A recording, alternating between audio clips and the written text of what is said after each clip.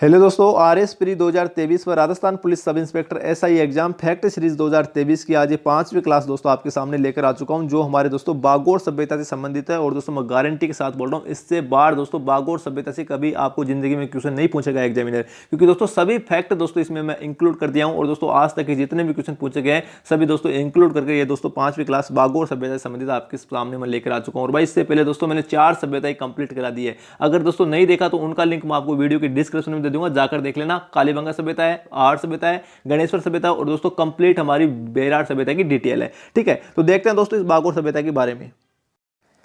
यहाँ पर देखिए दोस्तों, बागोर सभ्यता का पहला फैक्ट है कि जो बागोर सभ्यता है वो दोस्तों भीलवाड़ा जिले में हमारी कोठारी नदी के किनारे, दोस्तों कोठारी नदी के किनारे स्थित है। वेरी इंपॉर्टेंट बागोर सभ्यता। ठीक है, और दोस्तों इसी कोठारी नदी के किनारे भीलवाड़ा में दोस्तों नोट करना भाई मेजा बांध दोस्तों स्थित है। कौन सा बांध है? मेजा बांध भी दोस्तों इसी कोठारी नदी के किनारे स्थित है। ठीक है, इस बात का दोस्तों आपको मालूम रखना है। इसके अलावा देखिए ये कोठारी नदी है ना, ये वेरी इंपॉर्टेंट है दोस्तों, ध्यान रखना, बार बार यहीं से एग्जाम में क्वेश्चन पूछा जाता है। इसके अलावा बागोर सभ्यता का अक्षांशीय विस्तार दोस्तों एग्जाम में पूछा गया है, ध्यान रखना। कितना है दोस्तों? कभी सोचा है अक्षांशीय विस्तार एग्जामिनर पूछ सकता है, लेकिन दोस्तों पूछा है इसने 25 डिग्री उत्तरी अक्षांश से लेकर दोस्तों 21 डिग्री उत्तरी अक्षांश दोस्तों अक्षांशीय विस्तार है बागोर सभ्यता का। और मैं आपको एक बात यहां पर बता देता हूं कि कभी भी दोस्तों आपको अक्षांशीय विस्तार पूछे ना, चाहे वो राजस्थान का पूछे तो दोस्तों किसी का भी पूछे, तो अक्षांशीय विस्तार दोस्तों हमेशा ध्यान रखना उत्तर से उत्तर दिशा में होता है हमेशा। वेरी इंपॉर्टेंट है। ठीक है, ये बात दोस्तों जरूर ध्यान रखना। ठीक है, और दोस्तों देशांतर विस्तार की बात करें अगर हम बागोर सभ्यता के देशांतर विस्तार की, तो 74 डिग्री पूर्वी देशांतर से 23 डिग्री पूर्वी देशांतर दोस्तों बागोर सभ्यता का देशांतर विस्तार है। भाई रट लेना इसे। ठीक है,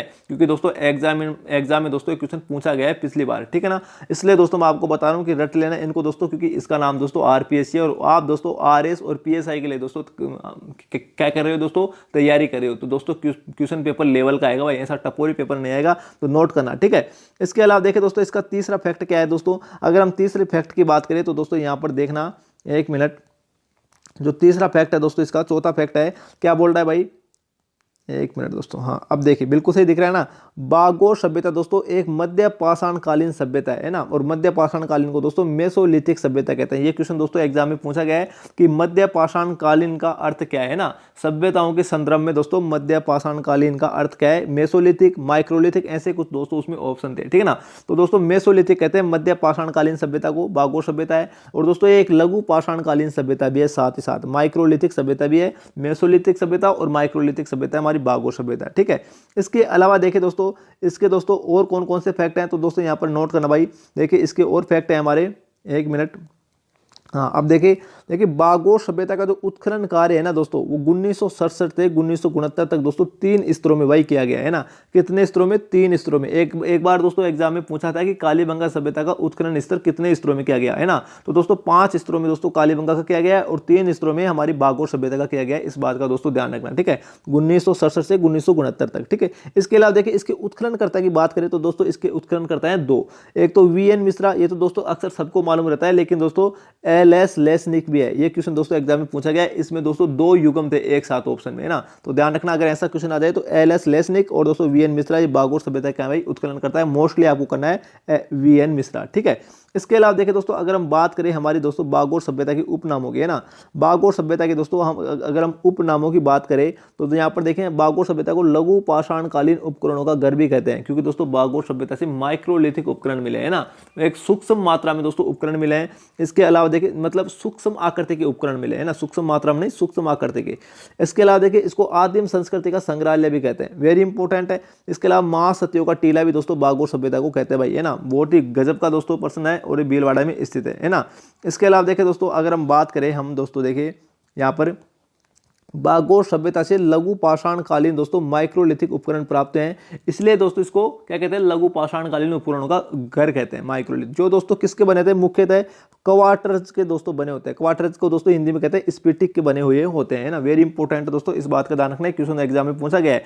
इस वीडियो की प्रत्येक लाइन दोस्तों एग्जाम में पूछी गई और दोस्तों यहाँ से क्वेश्चन पूछा गया है कि दोस्तों लघु पाषाणकालीन जो उपकरण प्राप्त होते हैं बागोर सभ्यता से वो मुख्यतः बने हुए हैं तो क्वार्टर्स और दोस्तों स्फटिक के बने हुए हैं। दोनों में से दोस्तों कोई सा भी ऑप्शन आ से आपको आ जाए तो आपको जैसा पूछे वैसा आपको आंसर करना है, ठीक है दोस्तों। मैं गारंटी देता हूं कि इस वीडियो में दोस्तों आरपीएससी द्वारा और राजस्थान कर्मचारी चयन बोर्ड द्वारा 2011 से लेकर अब तक दोस्तों जितने भी दोस्तों क्वेश्चन पूछे गए ना सभ्यताओं से संबंधित है, उन सभी क्वेश्चनों को दोस्तों इस वीडियो में इंक्लूड कर दोस्तों एक शॉर्ट वीडियो आपके सामने लेकर आ जाऊं। पेवर दोस्तों इसमें फैक्ट है, थ्योरी इसमें 1% भी नहीं है भाई, ठीक है ना।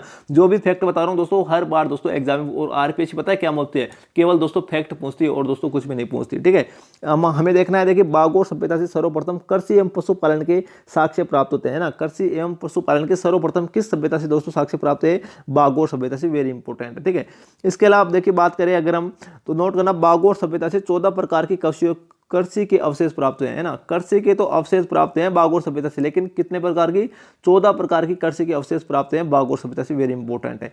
इसके अलावा देखिए किस सभ्यता से एक कंकाल के गले में पत्थर एवं हड्डियों का हाड़ दोस्तों पाया गया है। ये क्वेश्चन दोस्तों फर्स्ट ग्रेड में पूछा गया था, तो नोट करना बागोर सभ्यता के से दोस्तों है ना, बागोर सभ्यता से दोस्तों एक कंकाल के गले में पत्थर व हड्डियों का हार पाया गया। भाई ध्यान रखना, ऐसा क्वेश्चन भविष्य में पूछ ले तो दोस्तों गलती नहीं होनी चाहिए। तो दोस्तों ये था हमारा दोस्तों 4 से 5 मिनट का वीडियो रहा हुआ, और दोस्तों बहुत ही वेरी इंपॉर्टेंट वीडियो जो आपके एग्जाम में दोस्तों एक रामबाण एक मील का पत्थर दोस्तों साबित होगा, एक गारंटी है मेरी भाई। इससे बार दोस्तों जिंदगी में कभी क्वेश्चन नहीं जाएगा बागोर सभ्यता से। तो देखते हैं दोस्तों, जल्दी आपसे मिलते हैं नेक्स्ट वीडियो में, तब तक के लिए दोस्तों जय हिंद जय भारत, थैंक यू। अगर चैनल को दोस्तों सब्सक्राइब नहीं किया है तो चैनल को जरूर सब्सक्राइब कर लेना। इससे पहले दोस्तों मैंने 4 सभ्यताएं कंप्लीट करा दिए, जाकर दोस्तों जरूर देखना अगर नहीं देखा हो तो। Thank you.